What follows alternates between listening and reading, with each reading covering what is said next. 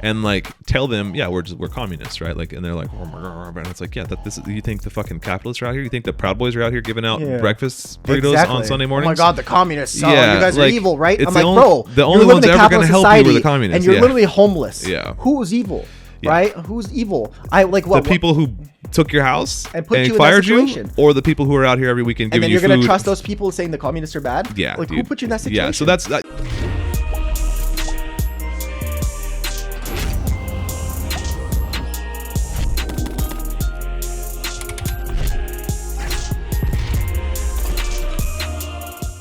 Before we get to the video, please like, comment, subscribe, share it to that uncle who's a communist. And if he isn't, he will be. Don't forget to follow us on Patreon at patreon.com/revolutionaryrhetoric. And Revolutionary Rhetoric is an affiliate of the Anti-Capitalist Podcast Network. All right, let's get to the video. Welcome back to another episode of Revolutionary Rhetoric Podcast. Rhetoric Podcast. This Chronicles of Riddick Podcast. The Chronicles of Riddick Podcast. Yeah. What is going on Have you here? seen the Riddick movies? Pitch Black, Chronicles of Riddick. Oh, Reddick? That or Riddick? I don't remember. Yeah, I've seen like covers of it, but I've never seen Oh yeah, it. you've never seen Pitch Black, the original? No. It's great. Yeah, remember, man. I don't watch many movies. Oh my God, the original Pitch Black is sick. Keith David's in it. It's Vin Diesel is the main character. Okay, I know. Oh wait, is that the XX? No, that's different. That's a different franchise. Okay. The Triple X, yeah. Okay, because it's like almost like red, right? Both of them are red. Am I going crazy? Both of them are red. What do you mean? Like the cover, like of like. No, the cover of Pitch Black. I don't remember what like the DVD cover of Pitch Black looked like. It's about aliens. It's a sci-fi movie. Okay. It's great. Oh, is it with the one with the glasses? Yeah, he has like the glasses. Oh, okay, that's where I remember from. Yeah, I've never seen the movie, but when I was younger, I've seen like the cover. So, anyways, this is episode number 2. Weird we start. started off very weirdly. It's okay. This is Yeah. our podcast. It's a political podcast, but it's our podcast. Can we just start talking about movies though? Like, can we just make it a movie podcast? We can make a movie podcast. Can we just make it a movie? We can podcast? make it a movie episode where we dissect a movie that we watched. Sure, why not? But I do not want to copy left of the projector. Yeah, let's just How do about it left of the projector. We can have him on. Let's have left of the projector Yeah. on, and we'll talk about that later. Yeah, Nice. all right. Hey, how's it going, everybody? We're back for season 2, episode 2, 202. Yeah, cool. Dude, I am sweating. I don't know why, but like my armpits are fucking moist. Is it hot outside? I haven't been outside since. It's not that hot outside. That's what I'm kinda saying. Nice out, right? Yeah, it's like what 60 something. It's nice. 70. I was gonna look at my watch. I don't have a smartwatch anymore. I got rid of the Apple Watch. I just don't like watches in general, to be honest. Oh, I love watches. I had an Apple Watch for a long time, but I don't know. I'm trying to disconnect from all that nonsense, dude. I'm not trying to have my wrist buzz all day. I don't want an Apple Watch, but I want a watch that will track my steps because I'm trying to. I'm in the process of trying to lose some weight right now, so it would be really nice to have that. But anyways, Garmin, good Garmin watch. Garmin, yeah, they make nice. Garmin. I thought they just made like GPSs. No, Garmin makes a nice like rugged kind of like it's like a Fitbit, but like an elevated Fitbit. I'm not a big fan of accessories. I only wear this ring really because I'm married now, so this is my wedding congrats. ring. Thank you. But in general, if I go out or something like that, I might put a ring or two on, but that's about it. I never wear rings. Like I don't have necklaces. I haven't one ear pierce. I don't wear earrings. Yeah, I don't wear anything except for my wedding ring and a watch. Yeah. Nice. Classic man. Anyways, for today, we have a couple of things for you. How do you want to start this, man? Yeah, we got a couple things to talk about. There is the new Pope elected. There's kind of 3 things we could talk about. Well, there's 4 with... Okay, yeah, there's a couple things we want to talk about. One is the new Pope is elected. That's kind of the news of the day. That's the big news. Pope is elected. Did not take that long. 133 electors is how that works. And the white smoke billowed. Habemus Papum. I saw this image on Twitter of that white smoke billowing, and there's just a seagull sitting there, like just what the fuck, getting smoked out, hotbox the seagual. Yeah, his name's Robert Provost. He's a Chicagoan. It's the first American Pope. Shout out to America. God damn it! Like, did Trump sponsor this? What is going on? Yeah, so like Trump didn't congratulate him. Who do you think should be the new Pope? He's like, I think I would make a fantastic Pope. Yeah, I should be Pope. Okay, we're not going to talk. We actually agreed that we weren't going to talk about Trump, but like we have to talk about Trump's unhinged social media posts. Bro, he posted himself on May the 4th as a Sith Lord. The fucking AI photo. dude, the AI, whoever's running country's the a fucking AI White joke. House Instagram account and like social media is just going fucking it's unhinged with this shit, dude. They're going bananas. Like on May 4th they posted Trump as a Sith Lord for some reason. Like why would you not, like, do they know that's the bad guy? Anyway, and then before that he made himself as the Catholic, like kind of like the old like Catholic like the papal robes and stuff. I don't think the Pope like still the hunched looks like over that the anymore. big ass fucking staff, The staff and the big hat and all that, and it's just like, dude, whoever's running the fucking Trump Instagram is just going bananas, and I love it. I'm here for it, but I don't know. Anyway, we're not going to talk about Trump today. In a future episode, we're probably going to like deep dive like the first. I am sure all of you have heard things about Trump all fucking He's in the day, news all the every day. time. We don't need to tell you anything. We don't. Yeah. If something crazy happens, really crazy, we'll try to dissect it. Maybe on future episode we'll talk about like budget cuts and cuts to Social Security that are pending, and cuts to different social programs. And if something like that affects the daily lives of like working class folks, that's what as of right now, you know as much as we do. I mean, I'm sure you're constantly if you're listening to a communist podcast, I'm sure you're already somewhat clued in. Yeah. Well, anyway, Pope he's taken the name Leo the 14th, I believe is the XIV. And they got 14th. A stage name, bro. Yeah, they choose a stage name. Yeah, they choose their drag name. Yeah, they wear all the cool robes and they choose a drag name. Yeah, I never thought of it like that, bro. He was born in Chicago. He's from Chicago. He's born in 1955. Went to Loyola University. Graduated in 77 with a degree in math. How do you remember all this shit, bro? I just read an article today. I don't know. Yeah, but I could have read an article 5 minutes ago and I already forgot. I think going to college and then grad school has like taught me how to like read articles for like facts. I blame my ADHD. Yeah, I don't know. He's has a Peruvian, Vatican, and American citizenship or passports. He's lived in Peru the last few years, and he was called back to the Vatican in 2023 by Pope Francis to be like the guy who like vets and like elects archbishops. So like he had like a really like high ranking job. Like so the Pope is the only person below the Pope is the archbishops. Yeah. And like his job I think was to like vet those guys. And so like before they get nominated, he's in his cabinet. He was in Pope Francis' or maybe cabinet. He was vetting bishops. So like the second rung down. Maybe that's what he was. But he was like a right hand man or at least very close to Pope Francis. He's 69 years old. He speaks like 6 languages. He speaks Spanish, Italian, degree in mathematics, Portuguese, degree in math, Portuguese. I think he speaks. He English, reads English, obviously. Yeah, he reads German and Latin. He actually, it's kind of interesting. He's been living in Peru for so long that he gave his when he accepted it when he was in Rome and the Vatican or whatever, and like on top of I think it's St. Peter's Basilica in Rome. He gave his like acceptance speech or whatever in Spanish, and he thanks his parish in I forget the name of the city, but wherever realistically, the majority Peru. of people that are Catholics, a majority of them speak Spanish. Yes, but Spanish and Italian. It makes sense. I mean, of the people, right? Yeah. Spanish and Italian are by far the dominant languages within the Catholic world. French too. Yeah, pretty heavy French population. Anyway, he gave his address in French and Italian. He didn't even give it in English, which is kind of like, all right, cool. So there was some criticism that because he's an American Pope, America already has such a big power on the world stage. To hand the papacy to an American is only like stacking the deck for America. But he seems to be pretty, I don't know, as far as popes go, he seems fine. I think when it comes down to popes, you don't really think too much about nationalities because they're kind of like an international entity at a certain point. Yeah. That's why you obtain the Vatican citizenship, whatever the fuck it's called. And like you said, he's been living in Peru for a certain amount of time. They're usually traveling the world. So I don't think they're super on the whole idea of like a nationality. Yeah, for sure. Interestingly enough, he's an Augustinian, which is like a subsect of Catholicism, which I guess there's never been an Augustinian pope before. And apparently prior to Pope Francis, who was a Jesuit, which is another subsect, there hadn't been a I don't know what you would call it, like an order, a religious order pope for like the past 150 years. A sect, I guess, is what you would just call it. School of thought. Like a school. Pope Francis, the last pope, was like the first one in like 150 or 200 years or whatever that had like an allegiance to a given school. And now Pope what's his name? Leo is his new name. He's the second one now in the succession and he's Augustinian, which, and as I was reading, kind of brushing up because I'm not a Catholic by any means, but the Augustinians, I guess their kind of like whole bent is like community help and like helping the poor, basically just mutual aid is what it sounds like. It's like that's their whole thing is mutual aid. Yeah. And he says he's wants to carry on the work and legacy of Pope Francis. He cited climate change in his speech and like helping the needy as like his kind of priorities. Yeah. Or like climate activism and helping the needy or helping. So as you know, one understands, especially in these sort of positions of power, there is going to be politics involved. You know sure. what I mean? And so now that here comes my concern. He hasn't really said much about Gaza and the Palestinian people's plight.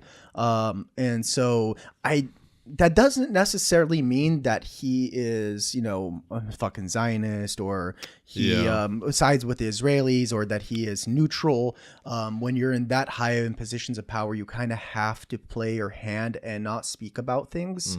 Because like if you really look at it, what Pope Francis really started speaking out on things when he became Pope. Because at a certain point when you become Pope, you kind of like, you can say whatever the hell you want to say. There's no more ceiling. You're at the top of whatever your ladder. Besides that somebody assassinates you, you know? So that'd be like JD Vance? Yeah. Oh my God. I see you, JD Vance. Absolutely, man. Oh God, the memes.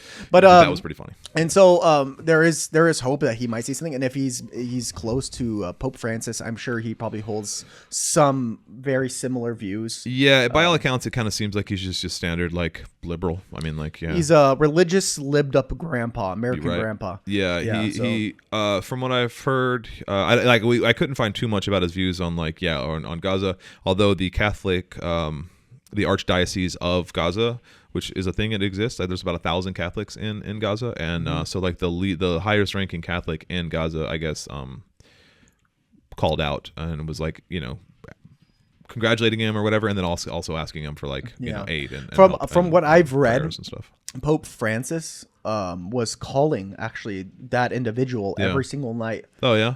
To see how things are running, how things are going, the situation in the area, and he was in constant contact and is a big supporter of the people of Gaza in general. And so if this guy is a close friend to Pope Francis, there's a very good chance that he will have very similar views. So we do need some sort of push from religious institutions, even if you don't believe in them. They do hold some sort of power, some sort of sway over people. We need that from this man, so he needs to come out soon enough here and say something. Yeah, I mean that's kind of what we're watching for, because like we're devoting a lot of time talking about a Catholic Pope, which seems a little strange, but I think the point is that like the Pope has like a decent amount of power in terms of like world like humanitarian actions, right? So like the Pope can have a significant impact on Gaza for good or ill, right? So like if he comes out in favor and like and is a strong supporter of like you know, like on behalf of the Palestinian people. A lot of people then, look at him as like a moral beacon. He is he's the morality of the church. So what he says is kind of like the end all be all. So if you know, there's how many billions of Catholics in the world? Probably like a good 1 billion Catholics, right? Yeah, I don't know. Probably maybe around 1 billion. I'm not sure. If you know 1 billion Catholics are like, all right, whatever the Pope says is probably right. You have 1 billion people backing. Yeah, it's 1/8 of the world's population or whatever. Yeah. So look it up. Stuff like that, small stuff like that are important. It's interesting, you know? and that's why it is relevant to us, because not only just, but also like American politics. Like if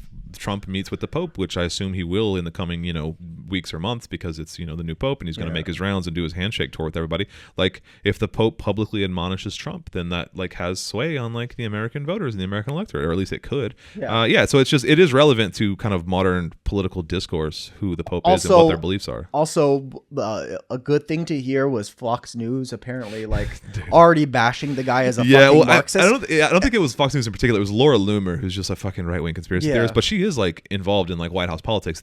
She has no official position or title, as I understand it. They're all intertwined. Yeah, but she's like in the White House and like is like directing Trump on like personnel choices or whatever, because she's just a fucking psychopath. But anyway, she was just like, the Pope is an anti-MAGA, anti-Trump, woke Marxist, Vatican puppet, is like a Vatican Marxist puppet, or another, just like Pope Francis, another Marxist puppet or whatever. Which makes me like him even more. Yeah, which I'm like, okay, well, if the MAGAs hate him, then like, fine. Yeah, that means we didn't get the worst case scenario. Yeah. Right. Yeah, about 1.4 billion Catholics. Yeah, so 17.7% of the global population. So almost 20%, almost 1/5 of the population. So it's not nothing. So yeah, I mean, it is relevant to know what this guy thinks. Yeah. Because he is there, for lack of a better word, the leader of, well, I mean, he is the leader, that is the word, but like he's like the thought leader, the moral leader of the Catholic Church, which is roughly 20% of the population, or 18% of the population. So I don't know. Anyway, we'll keep an eye on him, see what he says. Well, speaking about the Augustinians and like how they are, you know, in pursuit of helping poor people and mutual aid and stuff like that, actually brings us into our next discussion. Yeah, what we're going to talk about is this idea of I've just been seeing on like extreme leftist internet, which I am an extreme leftist, but like an extreme leftist internet kind of talking point recently has been this idea of like, it's very like accelerationist, like you put it, like point of view of, is mutual aid and is like, I don't know, is that a good thing? Like, is mutual aid a good thing? And it's obviously that sounds like a dumb question, because obviously mutual aid is a good thing, right? Like I do mutual aid. We talked last week with Season the Mean Shirts, who was like very much like involved in heavy mutual aid in the New York area, and so like, and we were praising him, and we like, you know, sent the link for that thing out to our links and stuff, and it's like we support mutual aid. But the analogy I bring up and the analogy that I thought of best, I think, works for this, is that when you go to these fast food restaurants or any restaurant now, or any kind of like place that has like the tipping option now, like on the little kiosk or the vestibule or whatever it's called, you like the consumer is now guilted into tipping everywhere you go. And so like you go to a Subway, you go to Taco Bell or whatever, and like we are empathetic people because we're Marxists and we care about humanity. So we feel like, yeah, okay, we'll tip, you know, maybe it won't be like the standard 20-25% like you would at a sit down restaurant, because when you go to Taco Bell counter, but you're still tipping 10, 15, I don't know, maybe even 20%, like whatever. Especially if it's like just the $1, $2, $3 option on a coffee. Yeah. You know what I mean? It's like $1 a beer type thing. It's like where if you order a $5 beer and you tip $1, that's still 20% tip, right? Yeah. It's the same idea for a coffee nowadays. So you just hit 10% or 20% or 15% and it's $1 on a $5 coffee. It's a 20% tip.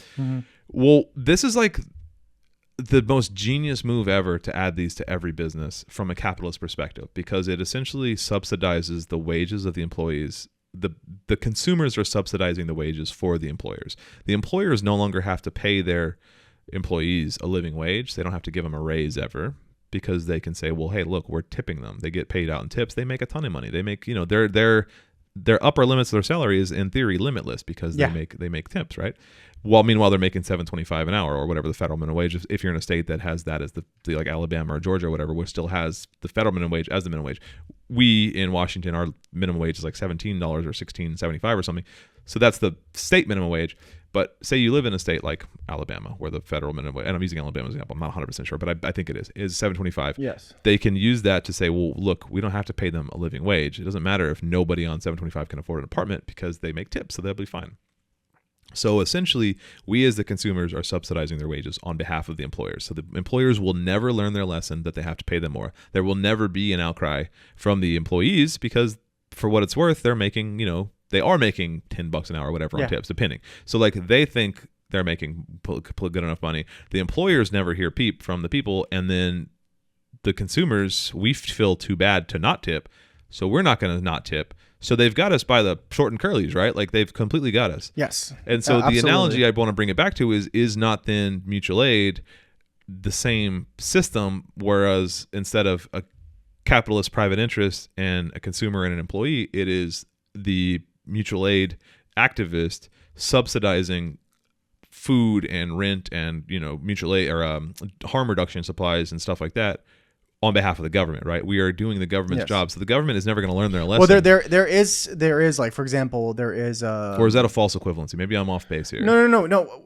What you're saying is correct to a certain point, because there also is things like Jesus Christ. So there is things like welfare, right? Yeah, well, sure. So what happens is a company like Walmart will pay their workers so low that it's not a living wage, and so they're getting, those employees are actually getting subsidized by welfare, and which basically we are supplementing Walmart's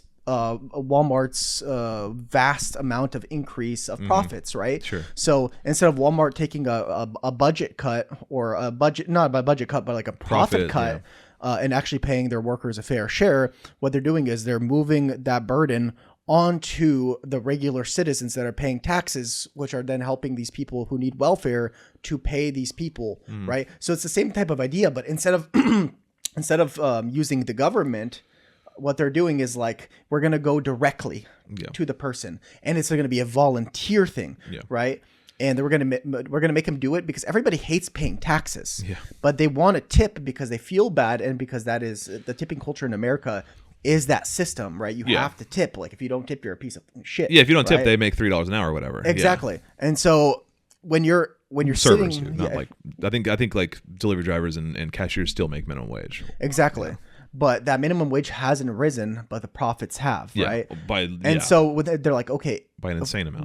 We haven't risen. We haven't risen the welfare amount, right? People are not getting more and more on welfare. It's pretty much been the same thing for the past 10, 15 years, how much they're receiving from the government in help. Sure. But now what's going on is the lower class and the upper class are dividing more and more. So people are getting poorer and poorer. So if the government can't supplement it, these people are going to strike. These people are going to ask for more money. So instead of giving them more money, what they do is just, let's give them an option to tip. And that's going to supplement just enough so they don't just enough to fucking go crazy. Peanuts so they keep they're happy, giving crumbs. So if the government's not going to give us crumbs anymore, they're going to put that burden on the regular person. Now, is that what you said? It's sort of, but I mean, like, how do we fix that? And also, I would also call out that even so, like you mentioned welfare, or excuse me, Walmart. I don't think Walmart has any kind of tipping option yet, but like, so imagine, so say it's McDonald's, or I don't know if it does, but I know like Subway does, right? A lot of places do. Say it's a place that has a tipping option that also the person makes enough money, or rather makes too little money to that they still qualify for some kind of like government assistance, like welfare, food stamps, or whatever. But that's also taxpayer paid. So we're paying it on both ends. So we're paying the taxpayer for we're subsidizing their food through like food stamps, which I don't have a problem with. That's not my point. My point is not to say that I have a problem with this. I support all types of like government assistance, like entitlement programs. But as taxpayers, we are paying for the front end of it, the food stamp, the welfare side of it, and now we're also paying for the back end of it through like the tip. So we are subsidizing their wages and their like. But you have to remember, since we are right now, we are currently cutting social programs. Well, that's okay. Right? That doesn't take into account like whatever happens with welfare moving forward. I'm saying this, like, let's pause, politically speaking, in today, and then look back and like, so like, yes, this conversation might hypothetically be different because entitlement programs in the future may change, but I'm talking, let's assume they stay the same. That's what we should base the conversation, I think. 100%. Now, is this what you've been saying? Is this some sort of program where people are trying to help each other out, they're trying to do mutual aid? Yes and no. But if you even come up to the circumstance where like you think this is actually not good, you're kind of an accelerationist, right? Yeah, no, I understand. Because the whole point of what people are trying to say about the situation is, if we do too much mutual aid, what's happening is we're delaying the inevitable. We're delaying the inevitable. If we stop doing mutual aid, what will happen is things will accelerate, things will fall apart faster, and an actual revolution will begin where things can actually properly change. That's the accelerationist theory. Yes. on the that's the accelerationist theory. Yeah. I am not an accelerationist. I think that accelerating something like that would help, but it's also not human. You're losing the human aspect of Marxism. The point of Marxism is to make sure that people are taken care of. If the government's not going to do that, we have to do that. I know it feels like we're trying to take care of each other and people are trying to gyp other people, or the companies are trying to gyp us, but we don't have a choice, because if that person doesn't receive those tips, they're going to be homeless, right? So the human part of me says it's a horrible idea to have an accelerationist mindset. Sure, I don't disagree with that at all. Sorry, Grandpa, nobody's going to be paying into your Social Security. Into your Social Security. Sorry, Grandpa, nobody's going to pay for your medical bills. Yeah, Medicaid or whatever. Or Medicaid, or even, a GoFundMe, because the faster you die, the faster things get worse and revolution will happen. Well, it's just like, I want revolution to happen, but killing Grandpa along the way just to speed things up is inhumane. It's robotic.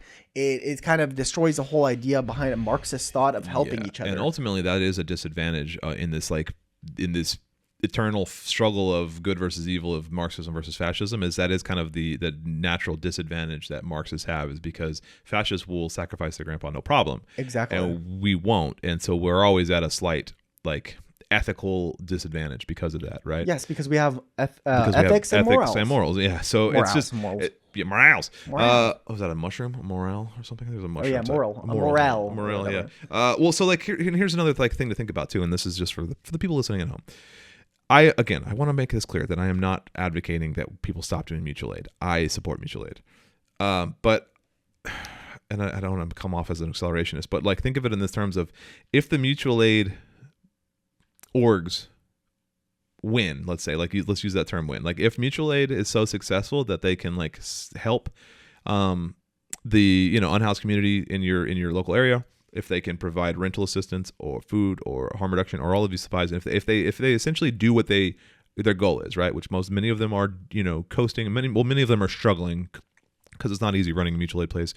Donations are always low. It's always hard to get supplies. It's hard to do mutual aid. A lot of these places eventually fold because they just don't have the supplies and kind of like in continuing donations that they need, the donation base. But let's say they do. Let's say they win.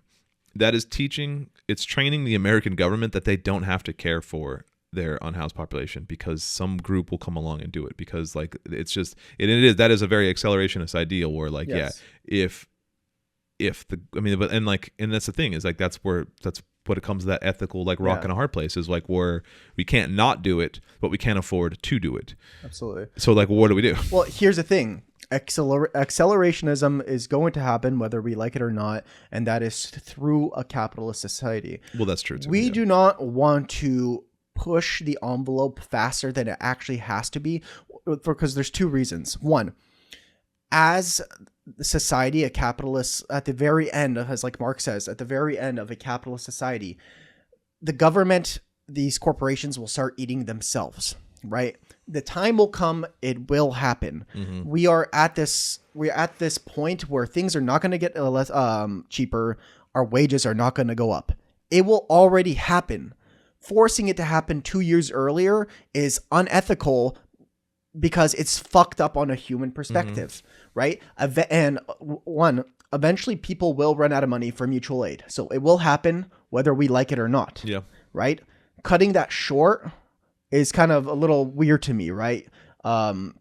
Because the whole point of a Marxist society, a whole point of a communist socialist society, is to help other people. And so by cutting that whole idea out of there, you're not really not really pushing socialism anymore, because once you do get into power, I don't know what you believe in anymore. Yeah. I don't know if you have that humane thought in your head. The whole point of us is ethics and morale. And if you can willingly drop ethics and morale just to speed the progress up, I'm looking at you like you want a position in power, and not that you want to actually change and help people. Yeah. And two, it's like more of a Pol Pot situation. Exactly. Yeah. And two, the more we try to help as much as possible, we get our name, our good name, our good name, sir, our good name out there. It's like as everything, you mean as Marxists, like in exactly. general, the brand everything of is Marxism. breaking down. Yeah. Everything is breaking down. There are more and more poor people now than ever. Who was there to help?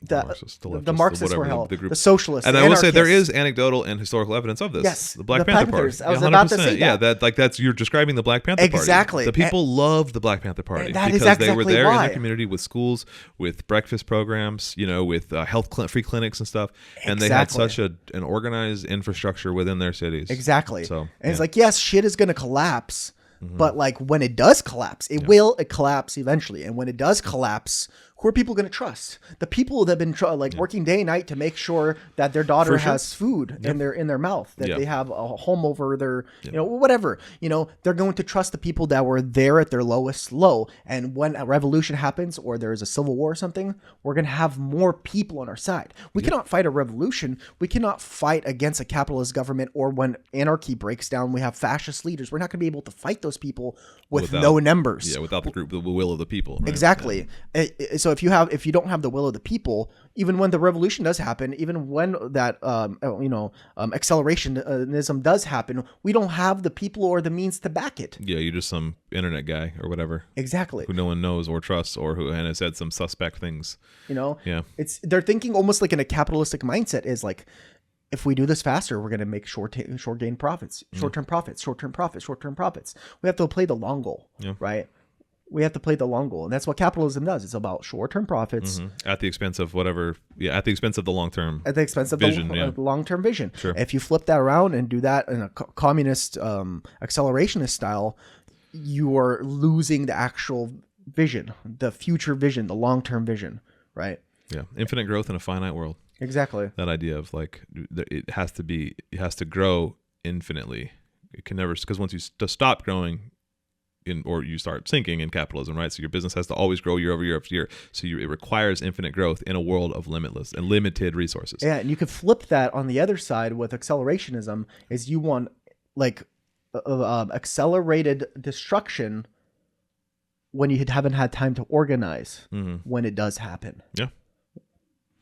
So I mean that comes back to using your time wisely to join. And like this isn't like a weird like parable on why you should join a mutual aid. That's not what our point was. But this is just something that we've been seeing, and I wanted to bring this up because I wanted to discuss like this idea that some people on the internet have been like calling for like this frankly like accelerationist point of view, and I don't know, I've just been thinking I don't agree with it. I just want to make it very clear multiple times that I don't agree with that at all. I've been thinking a lot about this, and I've been kind of like just really like philosophizing and pontificating on like what would be the thing, like what would happen if like all mutual aid stopped, and like what, because like, and also there is a false equivalency I just discovered in my own tipping analogy, is that if we all stop tipping, there are safety nets in place for those workers. They could strike. They could unionize. That might be difficult. It might be very difficult in certain instances. Yes. But like they could, in theory, improve themselves. If you stop giving mutual aid, people just die, and like that's people freeze to death. People will die from. I understand if you want to talk about tipping. Like I kind of understand that. But again, and I also want to make clear, I don't want to stop tipping. I am an over tipper when it comes to these kiosk things. Absolutely. I understand the philosophy of tipping, but mutual aid is a little different. It is, right? yeah, it is kind of a false equivalency. But like also, I don't want somebody to radicalize by me purposely straining their financial situation. Yeah, that's artificial almost. Yeah, it feels real, manipulative and artificial and kind of just disingenuous. I want them to come to their own conclusion. Like, oh my God, you got to come to it naturally of your own free will, right? You can't inception somebody. Yeah, exactly. To Marxism. Because if they do radicalize, they might not even radicalize to Marxism. Mm-hmm. They might just be some sort of fucking trot. Yeah. Sorry. A lot of these people are not well read. A lot of these people don't understand economics. Mm-hmm. And a lot of these people, just like a lot of not low IQ, but like a lowly educated people. Yeah, I mean that's on the red side, fascism. Yeah, they can actually end up being a fascist. Yeah, so we're actually not helping. Oh yeah, like that's what QAnon is, right? Exactly. It's people that are frustrated, that are disgruntled, that understand that these material conditions are bad, and they just don't have the like. I don't want to say knowledge, but I don't want to say education. I want to say knowledge, right? They don't have the foundational knowledge to understand that it's not the Jews, it's not the liberals, it's not trans athletes. But who's gonna tell them? Who's gonna tell them about that? Yeah. If we're not there doing mutual aid and telling them why we're doing mutual aid and what we stand for. Yeah. If we're not there, they're gonna come to their own conclusions, and a lot of the time those conclusions are literally fascistic. I can't tell you how many times I've been out like on my like.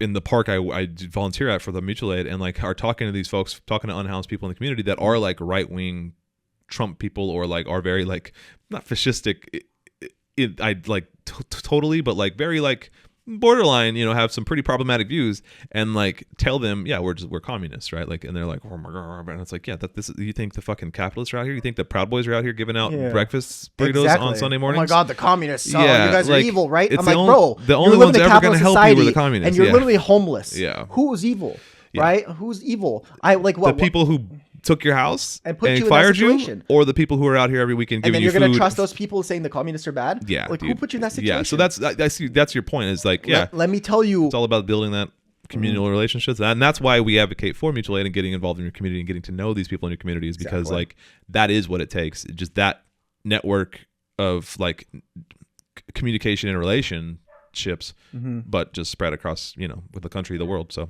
anyway, I just wanted to bring it up. It was just an interesting thing. I've been I have a very long commute home, and I've just been kind of really like mulling this over, and kind of really like I'll turn off my radio, and I've just been thinking on these long drives home that I've been just wrestling with this idea of like accelerationist versus like, morality and ethics. Yeah. And I've just been, and I think that's what all good commies should do, is Yeah. constantly kind of self-reflect and think about these things.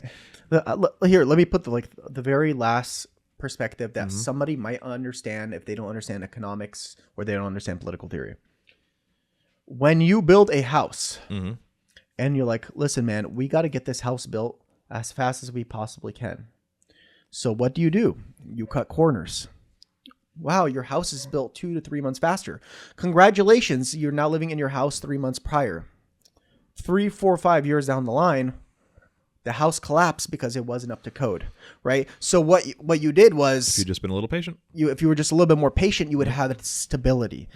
a 60-year home, a 100-year home. 100-year home. There are homes, but now you're actually going to pay more because you have to do repairs, and also now you might not even have a house because, say, your roof collapsed. Well, that goes back to the capitalist mindset of like short-term profits over long-term. Yeah, so Exactly. and that's why all houses are being put up in like record time, and they're all shit. Yeah. And being an acceleration is basically just short-term communist. Yeah. Right. Short-term communists. communists. They want short-term communists they just read about revolution a couple of weeks ago and they want it now. But they just Right. want to LARP as a Russian soldier in 1917, and they just like want that, Yeah, Which I get it. I want that too. That's cool, right? Yeah. But like realistically, historically speaking, if we want to actually get there and create a stable government at the end of the day, It's hard work in your community that Absolutely. is like boring and hard and expensive. it's boring, man. Yeah. It's boring. Well, Marx is one of the most prolific and most important figures in all of history.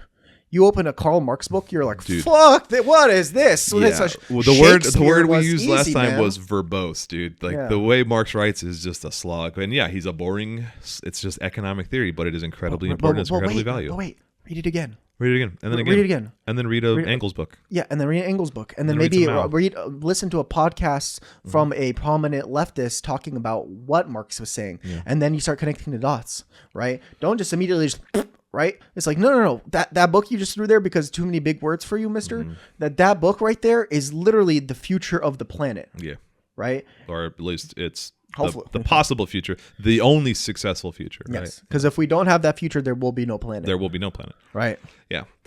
Anyway, cool. We can pause that conversation there. I just wanted to kind of put that in the listener's ear and just kind of something to mull over. And also, it's even more. Leave an answer in the comment below what you think about accelerationism in general. Yeah. We'd like to hear your comments, and if you disagree with us, I'd be happy to continue the conversation in the comments Absolutely. with folks if they want to kind of keep but going. if you disagree with us, just put it down below and just Or if talk you- to us. yeah. We're all fucking human, man. We're not gonna, If you have any questions for us, revolutionaryrhetoric@gmail.com. Happy to have a dialogue there. Absolutely. Cool. Well, we mentioned earlier the rising tide of fascism and the victory and the eternal struggle of Marxism versus fascism. And we would be remiss to say if we didn't mention that May 8th is now Victory Over Fascism Day. This is it. This is kind of it marks the victory in Europe, the Soviet army, the Red Army. And it's funny because, and I think Green and Red actually put a podcast about this out today. They did a World War II, why Trump is wrong about America defeating Nazis. And we're also gonna have them on soon enough here. Yeah, they want us on their podcast. Yeah, I'd love to talk to them. I didn't get a chance to last time, but anyway, I just wanted to. So shout out to Green and Red Podcast. Go check out their episode they just did on World War II. It just dropped. I haven't actually had a chance to listen to it yet, but it's about May 8th, and if you're on kind of leftist Instagram, you're seeing a lot of these posts about it's like the last episode we recorded was on Upside Down Mussolini Day. Yeah, and now today it's it's the victory in the Soviet victory in Berlin Day. It just shows you how fast things fell apart for the fascists. Once the Soviet Union fucking really rolled through. Once they broke those gates and entered Poland again on the other side. Yeah, I think it was over. Upstream, the Upstream guys, folks who run that media kind of their podcast and Instagram and stuff.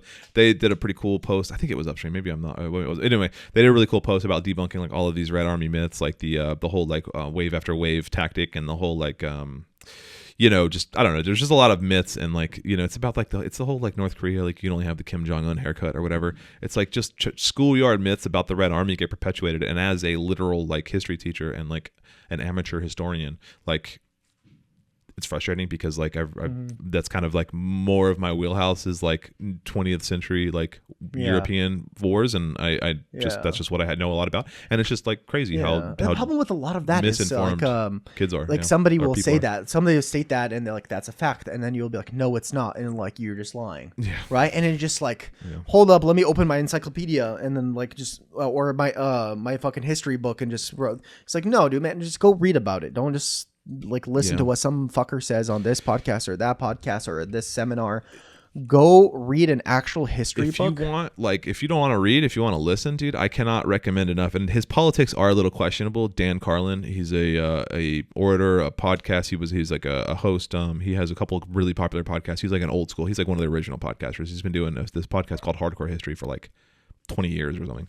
I think you talked about him I've talked about him a couple times. I'm a huge Dan Carlin fan. He is like apolitical, or at least he's like a very like both sidesy like fence sitter kind of guy. He's kind of like a libertarian who like he sees both sides and stuff, which I have a problem with. But he has a history podcast, and I love him for just his history podcast. He also has a political current events podcast, which it's again, I don't really care for it because I don't like his politics, but I do like his conversation style and his podcast style. Anyway, he did a 3-part series, or maybe it was a 4-part series a few years ago called Ghosts of the Ostfront, which is the German word for the Eastern Front. And so it's just about basically the Battle of Leningrad, the Battle of Kursk, the Battle of Stalingrad. It's about the Russian army and Operation Barbarossa, the Nazis invading Soviet Union in 1941, and it's about that struggle, the 3-year conflict between the Nazis and the Red Army. Yeah. And he just does such a good job. It just does it's like firsthand diary entries from all of the Red Army soldiers, from the Germans, what they were, because like the Germans generals were like reading Napoleon while they were freezing to death, trying to like learn how to avoid what Napoleon did, because basically they did the exact same thing, and like all of the generals of that era grew up knowing who and reading about who Napoleon was, and they were like pleading with Hitler to like not do this, like do not invade Russia, at this time of year in their mud season and their winters. Anyway, so it's just I just a plug for Dan Carlin. So he doesn't need it, but go listen. I think you can't listen to it; you have to buy it, but it's $1 an episode. I think go listen to Ghosts of the Ostfront. It's an amazing. It's like just a few hours long total. It's like each episode is a couple hours long. I think there's 3 or 4 episodes, and he just details the entire Eastern Front War of World War II, and it just shows you how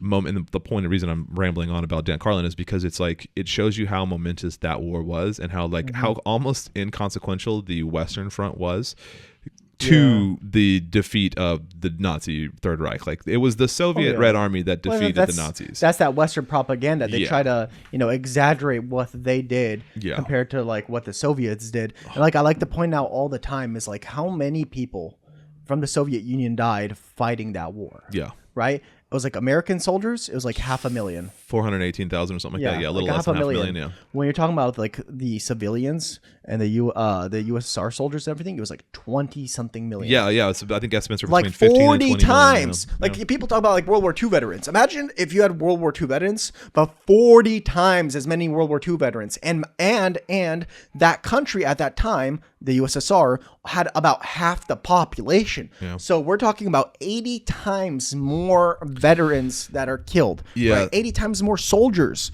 Like the scale is so skewed when it talks like on like historical documentaries. It's like so focused on the Western Front, but in reality, it's fucking hell on the Eastern Front. There's just so many movies about like D-Day and stuff in the Western. And like I don't want to take anything away. That relieved a lot of pressure from the Soviets. It was 100%. Like tactically there were like there was strategic value in taking like Western France and then moving through Belgium into Germany from the West. Yeah, great, no problem with that. I'm not discounting the Allied coalition's like Western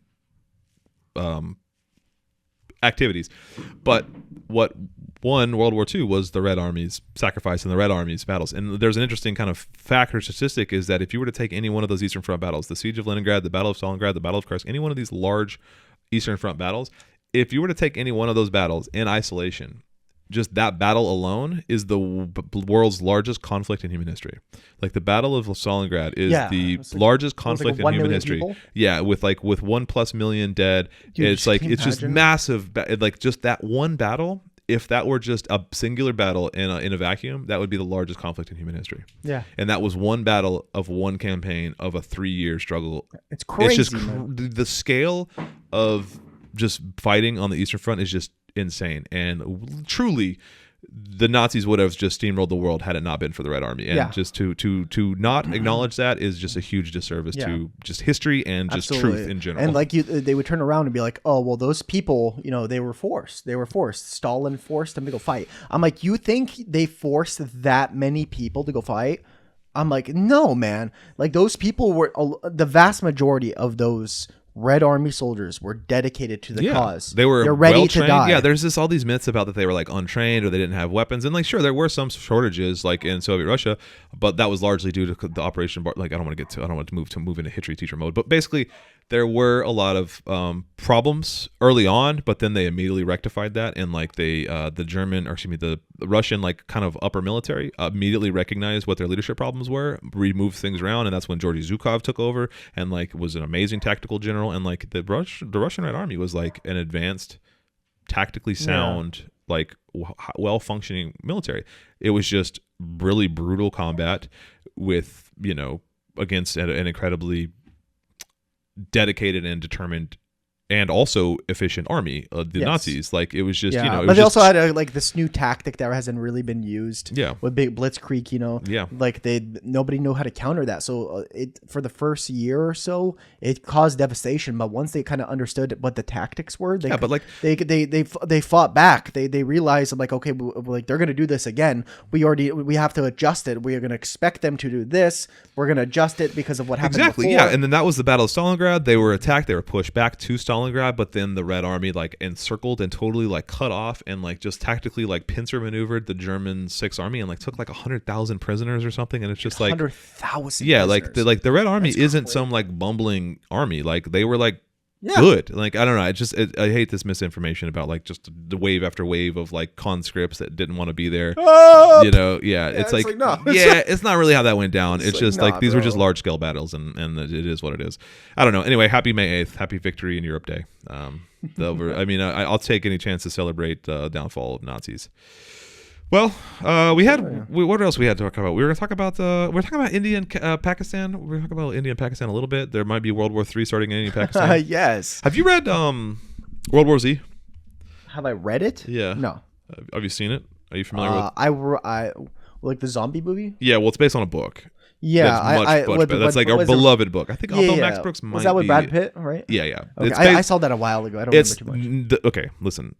I don't want to get on my soapbox here.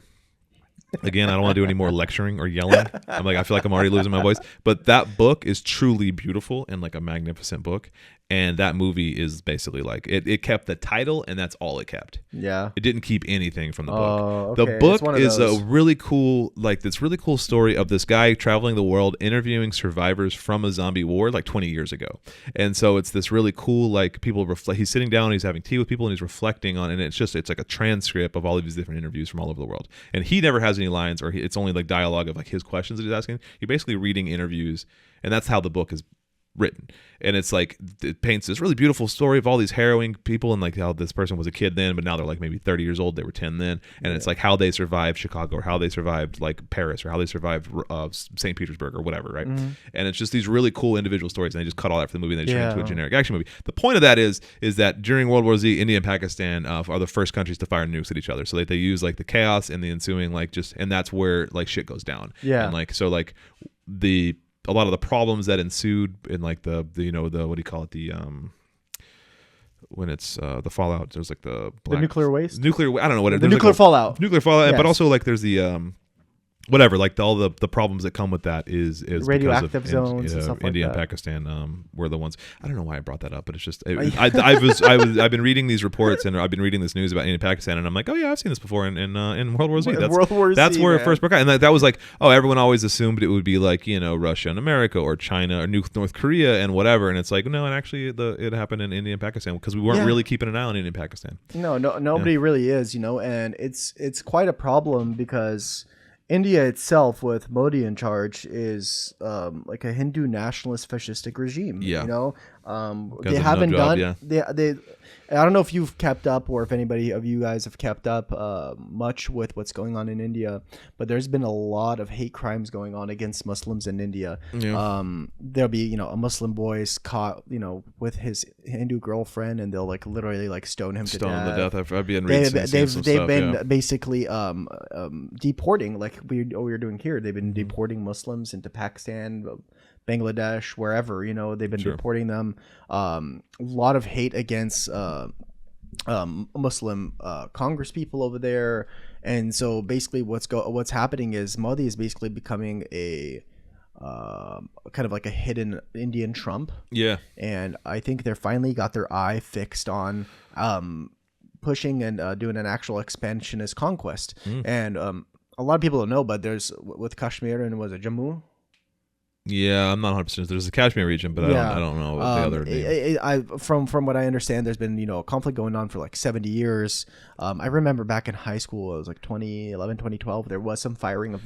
There's always been light skirmishes on that border. Light skirmishes. There was an actual war in the early 70s, and that's Correct. what I think the Pakistanis pushed into as far as like what is now Bangladesh, and that was the formation of Bangladesh.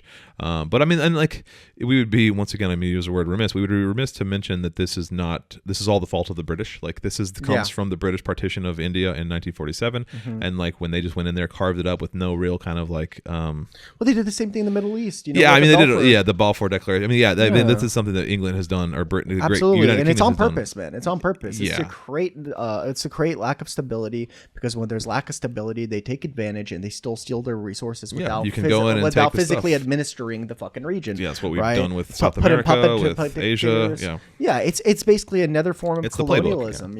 Yeah. It's basically a new world style of colonialism, this shit's been going on since 47, right?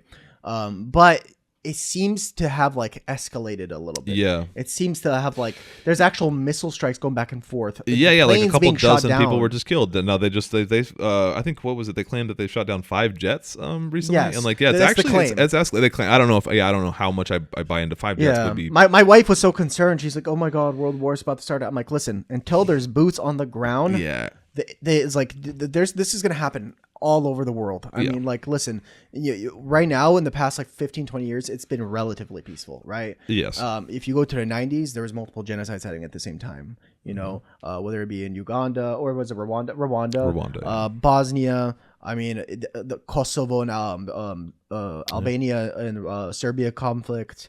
I mean, there's things happening. It's all over. Happening all over the world, right? The IRA having conflict with the UK. These things have been going on for a long, long time.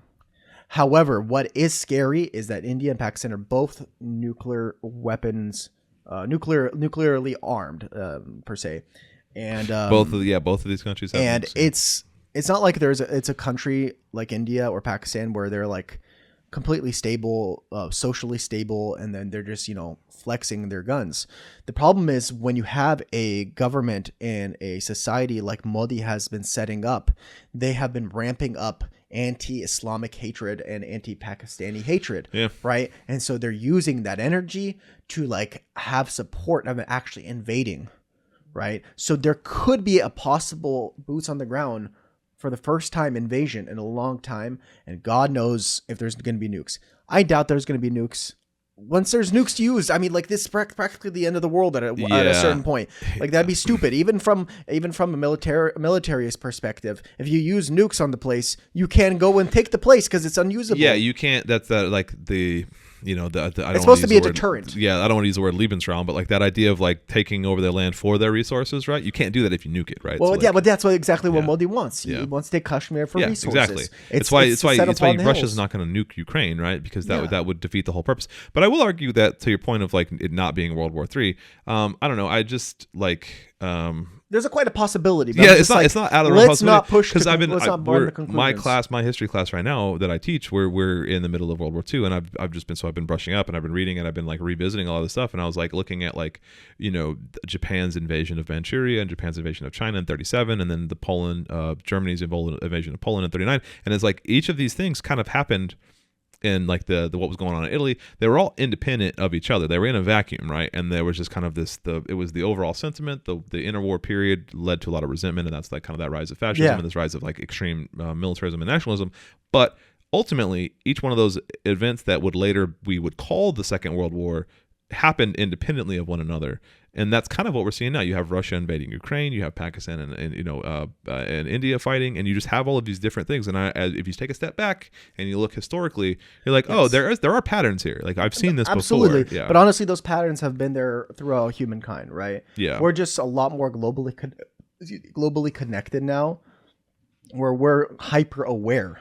right? Because before you weren't hyper aware, and so you had less of this like, there's nothing's gonna happen, right? Yeah. Now you have like fucking breaking 2 minutes ago in fucking Burkina Faso. Like people didn't even know what Burkina Faso was 20 years ago. Yeah, but now it's in the news a lot. Yeah, Shout out to Burkina exactly. Faso. That dude, I forget his name. He's making Traore? Yeah, Ibrahim Traore, something I like think that. something I forget. like that. We'll look it up. But yeah, I don't know. You're right. You're totally right. And like, Right. I don't know that there is a lot of value to that, but there's also a lot of problems to that. I think a lot of these things that are happening right now have been happening, right? Sure. But we're more hyper aware. Yeah. Yes, there are certain scenarios that are scarier than others, like Israel being like fascistically wiping out the Just population of genocide, Gaza. yeah. There is the threat of India and Modi taking things to the extreme and having boots physically on the ground, because there's been sparring in Kashmir for a long time. This has been going on. They stop 10 years later, they start again, they stop 10 years, blah, blah, blah, right? This has been happening for a long time. The problem is now with a power like India and them like coming to a fascistic state of mind, that is what's scary. That is what's scary, is that before Modi, they didn't really have this sort of like conquest sort of goal, right? They claimed this area, they claim this area. No. I think Modi wants everything. I think Modi wants all of South. I don't know too much Southern about Asia. him. Yeah, I know like just basically what I read. And He's a Hindu nationalist. yeah, I know he's like right? pretty nationalistic. I know he's like pretty a fairly right wing guy. Yeah, in some ways, but I think in other ways Islam. he has like he's having his supporters and his political group saying these people are the scum of the earth. Yeah, just very these people are sure, the devil. These people are the source of all weren't him our and problems. Boris, what was the old UK Prime Minister Boris Johnson? He was also like incredibly Islamophobic, and I think they were like they called women with niqabs. They call them letterbox. Yeah, I was like, Jesus Christ, man. Yeah, pretty Islamophobic, pretty awful stuff. But in the UK, they'll call them letterboxes, and occasionally a person or two gets stabbed. In India, people are like literally killed all the time, and there's no news on it because it's India. Because it's India. Who the fuck cares about India, right? That's like nobody cares. Yeah, exactly. But these motherfuckers have nuclear weapons. Yeah, but both those brown countries, quote unquote brown countries, to use the racist term. Yeah, but they both have nukes, and I think that's the problem. That changes the conversation, and it changes the whole like kind of tone of the conversation. And the leadership role of Modi is the problem. Yeah, and that's fair. Yeah. Well, all right, want to end it there, man? Yeah, that was a good conversation. That's pretty intense. We went a little everywhere today. Yeah, that was good though. I like it though. That was fun conversation. We had like a philosophical conversation. We talked about some current events and how like the implications. It was good. It was a good one. Yeah, and some history as well. Some past times. Little history. Yeah, I got a little soapboxy with my history lesson. I apologize. I love talking about the Red Army. Any chance I get to talk about Red Army, and what better day than May 8th to talk about the Red Army? So next week we will be having a guest on. We sure will. Yeah. What's it called? I'm not going to say much about it. I'm really excited for this conversation. Yeah, it'll be a fun conversation. It will be in person. We have never met this person before. Yeah, it'll be in person with a stranger in my house. Yes, absolutely. Shout out to my house. So yes, which is in Missouri. This is in Missouri. This house Although is we've in talked Missouri. about Seattle constantly. No, we're in a hologram. Yes. Hologram. The background is supposed to be Seattle. Well, actually, we're in Missouri. Well, to be fair, we're in a basement, so we could be anywhere. Yeah. But anyways, we'll have another person on next week, so we're not going to talk too much about news and events next week. We're trying to keep it a little low on the news and events, like we talked previously in the past episode, just because it's kind of hard to keep up and it's a little sad. But this way, we're gonna have actually more and more people coming on, actually have great conversations, introduce you to new lines of thinking, maybe new political party you never heard of that you might join. Yeah, I'm really excited for it. Yeah. Well, check us out on social media, Revolutionary Rhetoric, wherever you get your socials: Instagram, TikTok, and Twitter. We mentioned the email in the middle of the show, but yeah, email us at revolutionaryrhetoric@gmail.com. We don't get a ton of emails, but it's there. We're happy to chat. Absolutely. We have a Discord and a Patreon, Revolutionary Rhetoric. The links for all of these will be in the description below. The Patreon is free. It just has some backup bonus stuff, some behind the scenes bloopers, stuff like that. It's free. It's just we just have a secondary kind of location for some of the stuff we didn't want to put on the main channel. Subscribe, like, comment, share, subscribe. If you're watching this on YouTube, there's an audio version, the audio only version that's on like any your podcast app of choice. We're on every podcast app. If you're listening to this on the podcast version, there is a YouTube video where you can watch us stare at each other and talk and wave our arms about. Yeah. Leave a 5-star review or leave a review that you deem necessary or fitting and fair. Yeah. On your podcast app of choice. And I don't think I forgot anything. No. Cool. That's about it, guys. Well, that was a fun one. We'll see you next week with our special guest. Well, I'll have to do a little cleaning, and maybe we'll put a little chair or stool here or something. Figure something out. Yeah. But cool. Awesome. Thanks so much, everybody. And we We'll love see you you, next and week. we'll see you next time. Whoop. Yep.